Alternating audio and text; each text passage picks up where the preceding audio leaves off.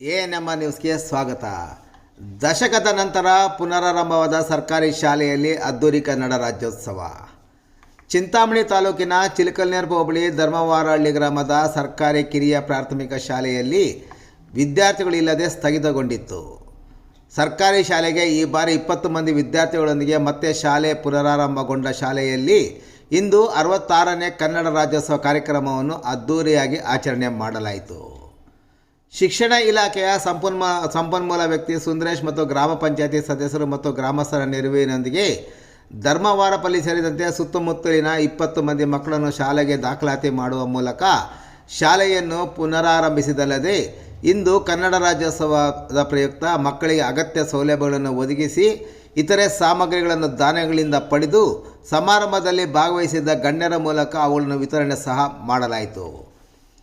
ತಾಲೂಕಿನ ಏನೆಗದಲೆ ನವೋದಯ ಉಪ ಪ್ರಾಂಶುಪಾಲರಾದ ಸಿ.ವಿ. ಮಂಜುನಾಥ್ರವರು ಮಕ್ಕಳಿಗೆ ಉಚಿತ ಕುರ್ಚಿ ಮತ್ತು ಮೇಜುಗಳನ್ನು ಕೊಡುಗೆಯಾಗಿ ನೀಡಿದರೆ, ಗ್ರಾಮದ ಹಲವಾರು ಮುಖಂಡರು ಬ್ಯಾಗು, ಲೇಖನಿ ಮತ್ತು ಇತರೆ ಕಲಿಕಾ ಸಾಮಗ್ರಿಗಳನ್ನು ಕೊಡುಗೆಯಾಗಿ ನೀಡಿದ್ದಾರೆ. ಇನ್ನು ಕಾರ್ಯಕ್ರಮದಲ್ಲಿ ಮುಖ್ಯ ಅತಿಥಿಗಳಾಗಿ ಭಾಗವಹಿಸಿದ್ದ ಕರವೇ ಸ್ವಾಭಿಮಾನಿ ಬಣದ ಜಿಲ್ಲಾಧ್ಯಕ್ಷರಾದ ಅಗ್ರಹಾರ ಮೋಹನ್, ಜಿಲ್ಲಾ ಉಪಾಧ್ಯಕ್ಷರಾದ ವಿನಯ್ ಕುಮಾರ್ ಎಮೀರ್ ಅವರು ಭಾಗವಹಿಸಿದ್ದು, ಶಾಲೆಗೆ ತಮ್ಮ ಸಂಘಟನೆಯಿಂದಲೂ ಅಗತ್ಯವಾದ ನೆರವು ದೊರಕಿಸಿಕೊಡುವ ಭರವಸೆ ಸಹ ನೀಡಿದರು. ಇನ್ನು ಕಾರ್ಯಕ್ರಮದಲ್ಲಿ ಧರ್ಮವಾರಪಲ್ಲಿ ಮಹಿಳಾ ಹಾಲು ಉತ್ಪಾದಕರ ಸಹಕಾರ ಸಂಘದ ಅಧ್ಯಕ್ಷರಾದ Venkataramanamma, Burudugunte CRP Sudhakar, CRP K V. Chowdappa, CRP Mahendra, ಶಾಲೆಯ ಮುಖ್ಯ ಶಿಕ್ಷಕ ಮಲ್ಲಪ್ಪ, ಸಹ ಶಿಕ್ಷಕ ಸುಂದರೇಶ್, ಗ್ರಾಮ ಪಂಚಾಯತಿ ಅಧ್ಯಕ್ಷರು ಹಾಗೂ ಶಾಲಾಭಿವೃದ್ಧಿ ಸಮಿತಿ ಅಧ್ಯಕ್ಷ ಮಧು, ಗ್ರಾಮ ಪಂಚಾಯತಿ ಸದಸ್ಯರಾದ ನಾಗರಾಜ್, ಮಂಜುನಾಥ್ ಮತ್ತು ಗ್ರಾಮದ ಮುಖಂಡರು ಮತ್ತಿತರರು ಕಾರ್ಯಕ್ರಮದಲ್ಲಿ ಭಾಗವಹಿಸಿದ್ದರು.